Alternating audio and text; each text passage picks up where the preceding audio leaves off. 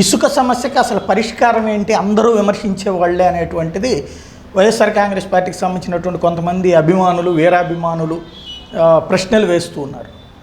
Very simple.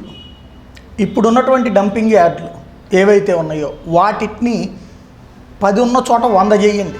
ప్రతి ఊర్లో ప్రతి ప్రాంతంలో ఇసుక అందుబాటులోకి రావాలి. దీనికి అవసరమైతే ఎవరైతే ఇప్పుడు ఆ ఇసుక అమ్మే వ్యాపారులు ఉన్నారో వాళ్ళతో టైఅప్ అవ్వండి. వాళ్ళందరి దగ్గర కూడా ఇసుక ఉండేలా చేయండి.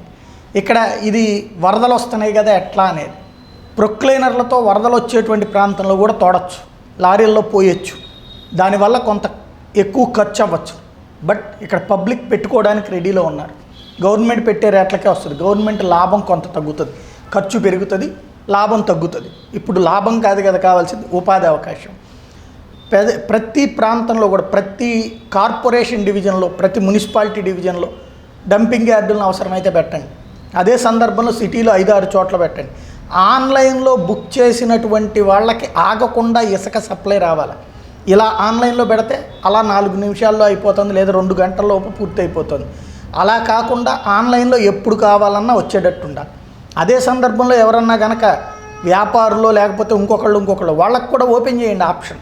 ఇసుక అమ్ముకునేటువంటి వ్యాపారులు ఇసుకను డంప్ చేసుకోవడానికి వాళ్ళకి ఇన్ని లారీలు అనేది వాళ్ళ దగ్గర స్టాక్ పెట్టుకోవడానికి అవకాశాన్ని కల్పించండి. ఆ సందర్భంగా వాళ్ళకు కూడా ఇదే రేటుకి అది ఇచ్చేది. వాళ్ళు ఖచ్చితంగా ఇంతకు మించి ఎక్కువ రేటుకి అమ్మడానికి వీల్లేదని చెప్పాలి. ఇక్కడ ఏమవుతుందంటే అక్కడి నుంచి వాళ్ళు డంపింగ్ యార్డ్ దగ్గర నుంచి తెచ్చుకున్న ఒక రేటుకి వీళ్ళు ఇక్కడ ఎక్కువ అమ్ముతున్నారు.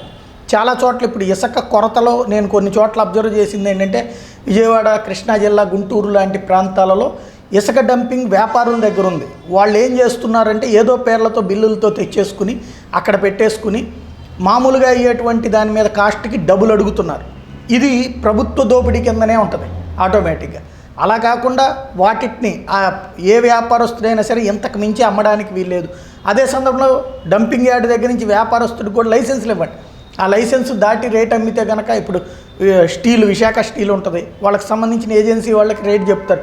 ఆ రేటుకి మించి అమ్మడానికి వాళ్ళకి వీల్లేదు. అట్లాగే బ్రాండెడ్కి సంబంధించినటువంటి బట్టలైనా, బ్రాండెడ్కి సంబంధించినటువంటి వస్తువులైనా ఎట్లుంటుందో అట్లాగే ఇసుక అనేటువంటి దాన్ని ఇంతకు మించి అమ్మితే ఎవరైనా సరే, అది రిటైలర్ అయినా, శిక్షారులు అంటూ వాళ్ళకి సప్లై మాత్రం అందరికీ అందుబాటులో ఉండాల్సినటువంటి అవసరం ఉంది. సేమ్ టైం ఎలా తీయచ్చు అంటే ప్రొక్లైనర్లను వాడచ్చు, ఇతరత్ర సాంకేతిక పరిజ్ఞానం అనేక ఉంది. కావాలంటే కనుక ఎక్కడ అనేది కనుక్కుంటే ఇంతకుముందు చంద్రబాబు గారి ఇంటి బ్యాక్ సైడే పడవల్లో అక్కడ భవానీ ఐలాండ్ చుట్టుపక్కల ఉన్నటువంటి ప్రాంతాల్లోకి వచ్చినటువంటి ఇసుకను తీసుకుపోయారు. అదేమంటే వెంటనే కొంతమంది అపర తెలివితేటలు ఉన్నటువంటి వాళ్ళు స్టేట్మెంట్ ఇచ్చేస్తున్నారు, అందుకే 100 కోట్లు పెనాల్టీ వేశారని. 100 కోట్లు పెనాల్టీ వేసింది అక్కడ తవ్వారన్నందుకు కాదు, పర్మిషన్ లేకుండా తవ్వుతూ ఉంటే నిద్రపోతున్నందుకు. ఆ ప్రాంతంలో ఎంతవరకు తవ్వాలో అంతకు మించి తవ్వినందుకు. ఎంత తవ్వచ్చు అంతే తవ్వండి, అక్కడ నష్టం లేదు కదా. ఆ వంక చెప్పుకుని ఇది ఆపడం, లేదా పర్యావరణాలు సాకులు చూపెట్టుకుంటూ అవసరాలను ఆపడం అనేటువంటిది అత్యంత ప్రమాదకరం. ఇక్కడ కావాల్సింది కోరినంత ఇసుక అందుబాటులోకి తీసుకురావడం, అడిగినోళ్ళకి అడిగినట్టు ఇవ్వగలగడం. ఈ వారం రోజుల్లో ఆ ప్రక్రియ చేయకపోతే ప్రభుత్వ చేతకాంతనం కింద మిగిలిపోతుంది. ఏదైతే నిన్నటిదాకా వాళ్ళు దోచుకు తిన్నారని చెప్పారో దానివల్ల ప్రభుత్వం ఇక్కడ మారింది.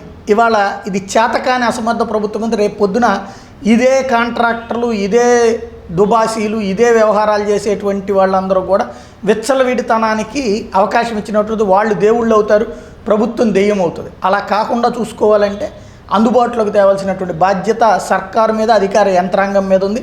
ఇందులో కావాలని నడిపిస్తున్నటువంటి వాళ్ళు కూడా ఉన్నారు. ఇక్కడ ప్రభుత్వం విసిగెత్తిపోయి ఇంతకుముందు చంద్రబాబు హయాంలో కూడా ముందు ఒక ప్లానింగ్గా లేకుండా చేయడం వల్ల గందరగోళం అయ్యాక డ్వాక్రా మహిళలకు అన్నారు, అక్కడ గందరగోళం అయ్యాక అప్పుడు ఉచితం అన్న. తీరా చూస్తే ఈ మొత్తం కాలంలో తిన్నటువంటిదంతా కూడా స్థానికంగా ఉన్నటువంటి కౌన్సిలర్, కార్పొరేటర్ నుండి పైదాకా కూడా. ఇప్పుడు వాళ్లే మంచోళ్ళు అవుతారు ప్రజలకి ఈ పథకం కనుక ఫెయిల్ అయితే. ఇక్కడ ఆలోచన వేరు, ఆచరణలో పెట్టడం వేరు. ముందు సప్లై అనేటువంటిది కొరత లేకుండా చేయాల్సిన బాధ్యత ప్రభుత్వం మీద ఉంది. ఏం చేస్తుందో చూద్దాం.